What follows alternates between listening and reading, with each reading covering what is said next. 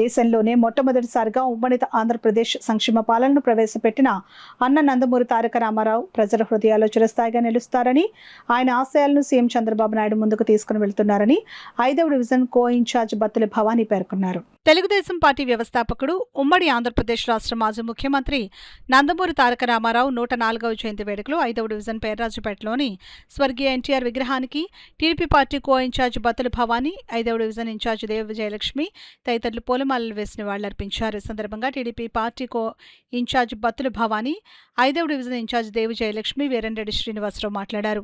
తన నటనతో ప్రత్యేక గుర్తింపు సాధించుకుని ఎన్నో వైవిధ్యమైన పాత్రలు పోషించి విలక్షణ నటుడుగా, రాజకీయ నాయకుడిగా, ఉమ్మడి రాష్ట్ర ముఖ్యమంత్రిగా పనిచేసిన ఎన్టీఆర్ అన్ని రంగాల్లో తనదైన ముద్ర వేశారని కొనియాడారు.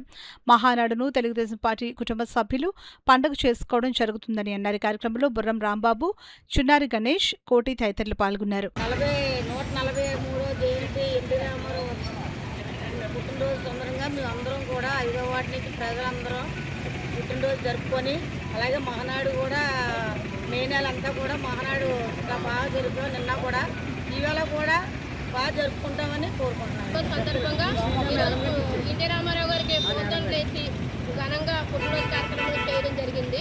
మా వార్డులో ఉన్న ప్రతి ఒక్కరు కూడా వచ్చి ఈరోజు కార్యక్రమాన్ని జయప్రదం చేశారు.